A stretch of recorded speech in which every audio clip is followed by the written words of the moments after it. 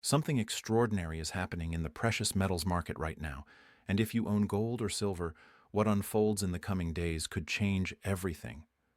I'm not talking about normal market movements. I'm talking about a convergence of forces that hasn't occurred in over a decade, and the smart money is positioning themselves right now, this weekend, before Monday's opening bell. Let me paint you a picture of what's actually happening behind the scenes, because the mainstream financial media isn't telling you the full story. They never do when it comes to precious metals. There's a reason for that, and we'll get into it. But first, you need to understand the magnitude of what we're witnessing. Silver just hit a record high above $64 per ounce. Think about that for a moment. Record high. Not a 10-year high. Not a multi-year high. A record high. The highest price silver has ever reached in human history. And then, within hours, it pulled back sharply to around $61 as profit-taking kicked in. But here's what you need to understand. That pullback, that's not weakness. That's the market catching its breath before the next leg up. Gold simultaneously pushed to a 7-week high, hovering around $2,600 per ounce.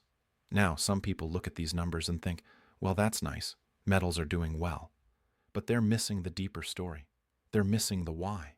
And the why is what's going to determine whether you're positioned correctly for what's coming next. Let me take you inside the mechanics of what's driving this move, because it's not just one thing. It's a perfect storm of factors that are all converging at the same time. First, you've got tightening inventories. The physical silver market is getting squeezed. Industrial demand is relentless. Solar panels, electric vehicles, electronics, 5G infrastructure, every single one of these growing industries requires silver. And unlike gold, which is primarily a monetary metal, silver gets consumed. It gets used up in industrial applications, and it's often not economically viable to recover it. Think about what that means. Every solar panel installed, every electric vehicle produced, every smartphone manufactured, that's silver leaving the available supply permanently. And global industrial production isn't slowing down, it's accelerating. China alone is installing solar capacity at a pace that would have seemed impossible just 5 years ago. The International Energy Agency projects that solar installations will continue breaking records year after year. Each gigawatt of solar capacity requires tons of silver. But here's where it gets really interesting. While industrial demand is soaring, mine production isn't keeping pace. Silver mine production has been essentially flat for years. The easy deposits have been found. The high-grade ore bodies have been depleted. What's left requires more energy, more capital, more time to extract. And with energy costs elevated and environmental regulations tightening, bringing new silver production online is becoming increasingly difficult and expensive. So you've got demand going up, supply staying flat or even declining, and inventories drawing down. That's economics 101. But there's another layer to this that most people don't see, the paper silver market versus the physical silver market. This is crucial to understand. On the COMEX, the commodities exchange where silver futures are traded, there's a massive amount of paper silver. Contracts representing silver that doesn't physically exist in the vaults. It's a fractional reserve system, just like banking. For every ounce of physical silver in the COMEX warehouses, there are multiple claims on that same ounce through futures contracts and derivatives. This system works fine as long as everyone's playing the paper game. But when people start demanding physical delivery, when they stop rolling their contracts forward and instead say, "Give me the actual metal," that's when the system gets stressed. And that's exactly what's been happening. Registered silver inventories at the COMEX, the silver that's actually available for delivery, have been declining, not gradually, sharply. We're talking about drawdowns that would have been unthinkable a few years ago. At the same time, silver ETF holdings have been increasing. People are moving from paper claims to physical-backed positions. They're waking up to the difference between owning a contract that says you own silver and actually owning silver. Now let's talk about gold, because what's happening in the gold market is equally revealing. Gold hit a 7-week high. And it's not because of jewelry demand or even investment demand from retail buyers. It's because of central banks. Central banks around the world have been accumulating gold at a pace we haven't seen since the 1960s. Let that sink in. The very institutions that issue fiat currency, that control monetary policy, that tell us paper money is perfectly fine, they're buying gold hand over fist. The World Gold Council reports that central bank gold purchases have been running at record levels. We're talking hundreds of tons per quarter. China's central bank, the People's Bank of China, has been adding to its gold reserves month after month. Russia, before sanctions complicated things, was one of the largest buyers. Turkey, India, Poland, Singapore, the list goes on. These aren't small countries with unstable currencies. These are major economic players, and they're diversifying away from dollar-denominated assets into gold. Why? Because they see what's coming. They understand that the current monetary system, the system that's been in place since 1971 when Nixon closed the gold window, that system is reaching its limits. You can't run trillion-dollar deficits indefinitely. You can't expand the money supply by trillions of dollars without consequences. You can't have negative real interest rates for years on end without distorting the entire financial system. And here's something most people don't realize. When central banks buy gold, they're not doing it for profit. They're not trying to time the market. They're buying gold as a strategic reserve, as insurance against the debasement of fiat currencies, including their own. When the People's Bank of China buys gold, they're not planning to sell it next quarter if the price goes up 10%. They're buying it as a permanent reserve asset. That gold is coming off the market for decades, maybe forever. This creates a fundamental shift in the supply-demand dynamics. Every ton of gold that moves from the market into central bank vaults is a ton that's no longer available for price discovery in the open market. It's a ton that can't be sold to suppress prices. It's a ton that represents permanent demand. Now let me connect some dots that the financial media conveniently ignores. We're seeing a global shift away from dollar dominance. The BRICS nations, Brazil, Russia, India, China, South Africa, they're actively working on alternative payment systems. They're settling trade in their own currencies. They're reducing their dollar reserves. And what are they buying instead? Gold, commodities, real assets. This isn't conspiracy theory. This is openly stated policy. These countries have watched what happened when the United States weaponized the dollar through sanctions. They've seen how dollar dominance gives the U.S. enormous geopolitical leverage. And they've decided they don't want to be vulnerable to that leverage anymore. So they're building alternative systems, and those systems are increasingly backed by gold rather than dollars. What does this mean for you? It means the era of cheap gold and silver is ending. It means the suppression mechanisms that have kept precious metals prices artificially low for years are breaking down.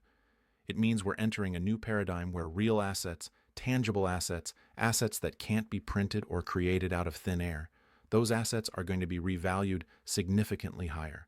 Let me give you some historical context, because history doesn't repeat, but it sure does rhyme. In 1971, when Nixon closed the gold window and ended the dollar's convertibility to gold, gold was $35 per ounce. Within 9 years, by 1980, gold hit $850. That's a 24-fold increase. Silver went from $1.50 to $50 in the same period, a 33-fold increase. What drove that move? Inflation? Loss of confidence in fiat currency? Geopolitical instability? Sound familiar? We're seeing all of those factors today, but on a much larger scale. The money supply expansion we've seen since 2008, and especially since 2020, dwarfs anything that happened in the 1970s. The debt levels, both government and private, are multiples higher. The geopolitical tensions, from Ukraine to the Middle East to the South China Sea, are as high as they've been in decades. But here's the key difference. In the 1970s, the general public didn't understand what was happening until it was well underway. Today, information spreads instantly. People are more financially educated. They understand inflation. They understand currency debasement. They understand that when governments print trillions of dollars, that money doesn't just disappear into the ether. It dilutes the value of every dollar already in existence. And they're acting on that understanding. We're seeing record inflows into precious metals, not just from institutions, not just from central banks, but from regular people who are looking at their savings and realizing that holding cash in a bank account earning 0.5% interest while inflation runs at 4 or 5 or 6%, that's a guaranteed loss of purchasing power. They're looking for alternatives, and they're finding gold and silver. Now, I want to address something important here, because if you're sitting on retirement savings, if you've got a 401k or an IRA with $100,000 or more, you need to understand your options. Most people don't realize that you can hold physical gold and silver inside a retirement account. It's called a gold IRA, and it allows you to get the tax advantages of a retirement account while holding real, tangible assets instead of paper stocks and bonds. I put together a comprehensive guide on how this works, how to set it up, what the rules are, how to avoid the common mistakes people make. It's completely free, and you'll find the link in the description below. If you're concerned about the direction of the economy, if you're worried about your retirement savings losing purchasing power, this is worth looking into. It's not for everyone, but if you've got significant retirement assets and you want to diversify into physical metals, this is how you do it without triggering taxes or penalties. All right, back to what's happening in the markets right now, because there's another piece of this puzzle that's absolutely critical. The relationship between precious metals and real interest rates.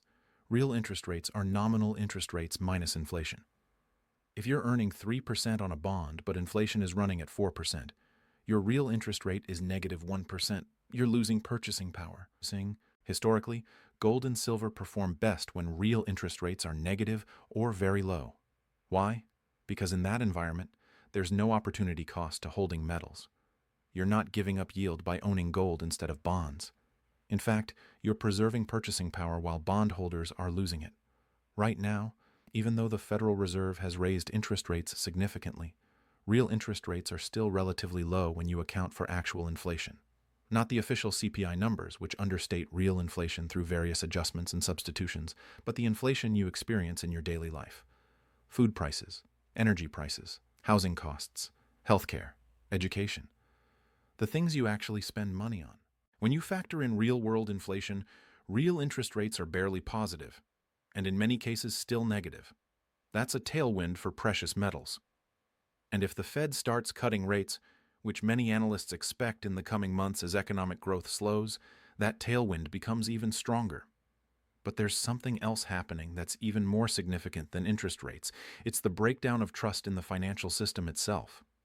We saw this in 2008 during the financial crisis. We saw it again in 2020 during the pandemic panic, and we're seeing it now as people watch bank failures, as they see the government step in to bail out depositors, as they realize that the safety and stability they thought existed in the financial system is more fragile than they believed. When Silicon Valley Bank failed, when Signature Bank failed, when First Republic failed, people started asking questions. How many other banks are sitting on unrealized losses in their bond portfolios? How many other institutions are vulnerable to a run if depositors lose confidence? And most importantly, what happens to my money if my bank gets into trouble? The official answer is that deposits are insured by the FDIC up to $250,000. But here's what they don't tell you.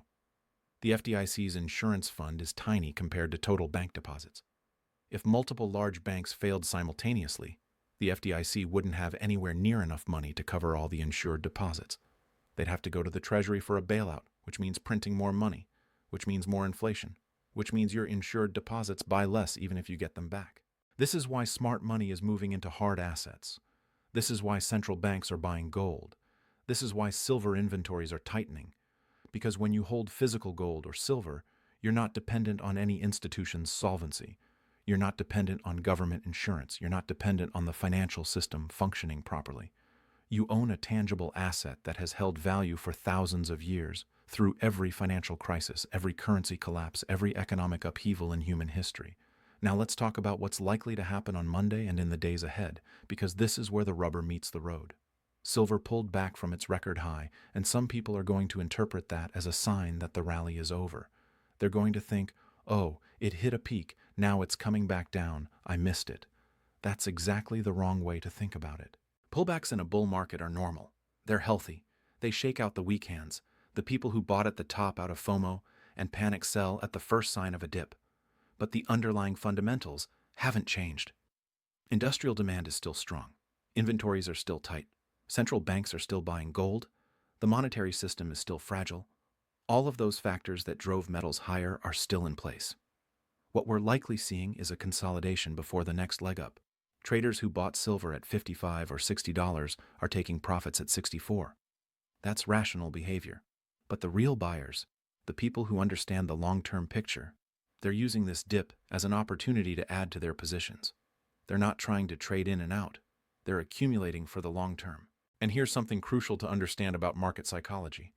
When an asset hits a new all-time high, it breaks through a psychological barrier.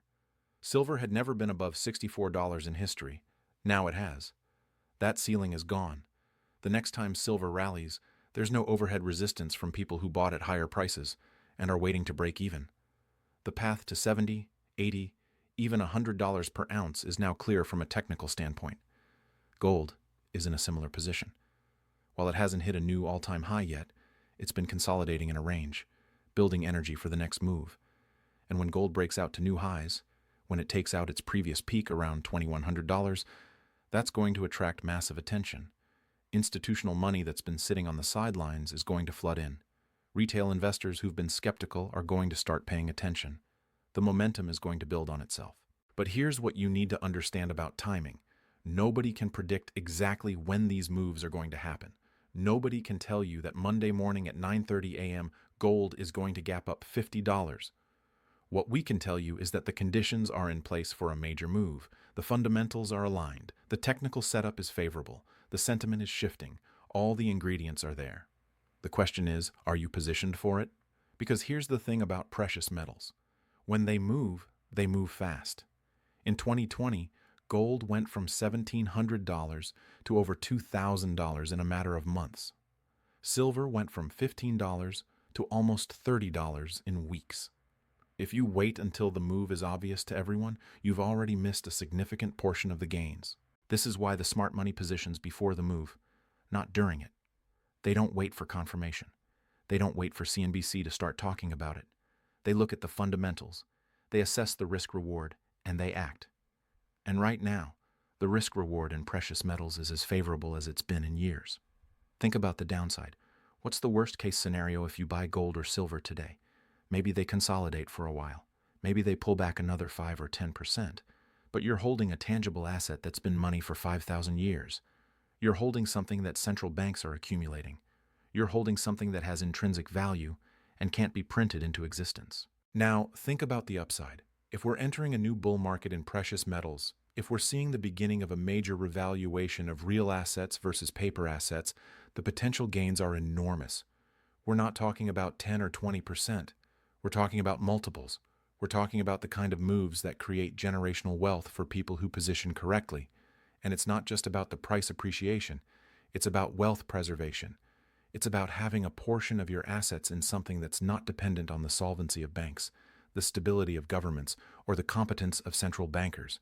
It's about having real money, not currency, not digits in a computer system, but actual physical wealth that you can hold in your hand. Let me tell you a story that illustrates this point. In 2008, during the financial crisis, there was a wealthy businessman who had most of his net worth in stocks and real estate. On paper, he was worth tens of millions. But when the crisis hit, his stock portfolio got cut in half. His real estate holdings became illiquid. He couldn't sell them at any reasonable price. His net worth on paper was still substantial, but he couldn't access it. He couldn't convert it to cash without taking massive losses. But he had one thing going for him. Years earlier, he'd taken about 10% of his wealth and put it into physical gold. Not gold ETFs, not gold mining stocks, but actual physical gold bars stored in a private vault.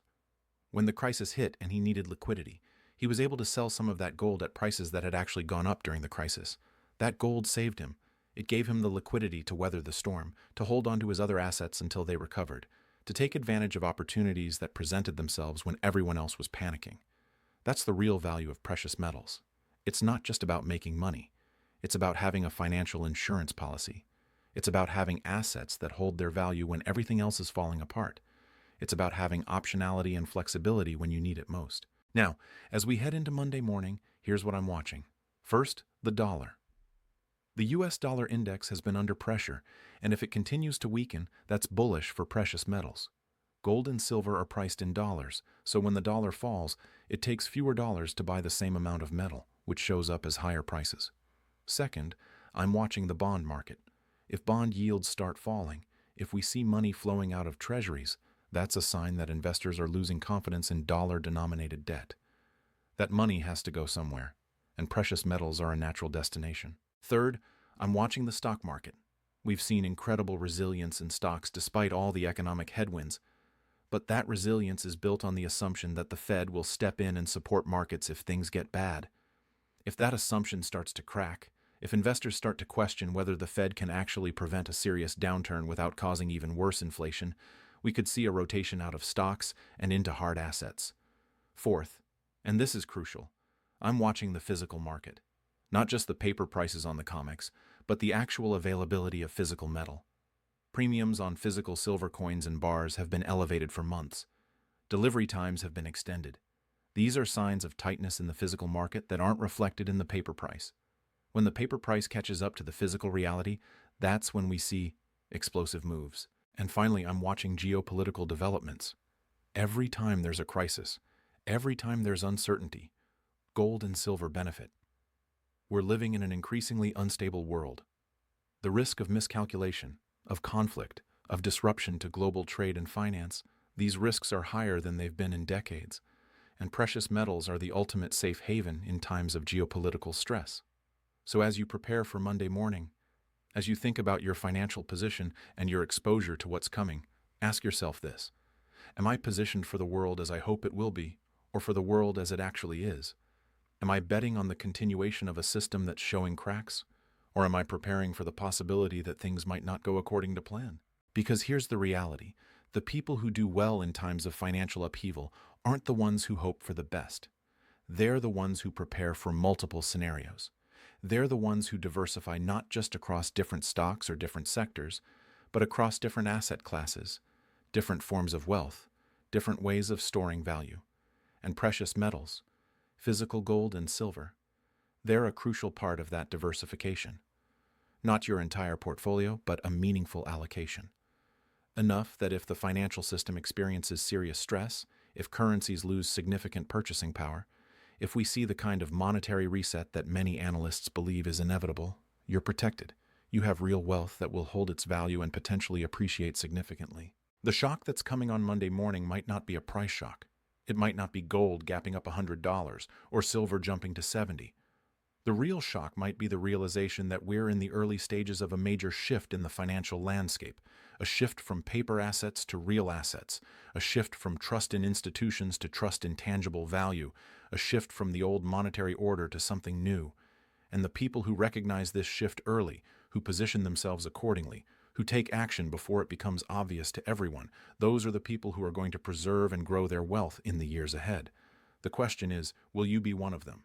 Or will you wait until the move is over, until the opportunity has passed, until you're reading articles about how gold hit $5,000 and wishing you'd acted when you had the chance? The choice is yours.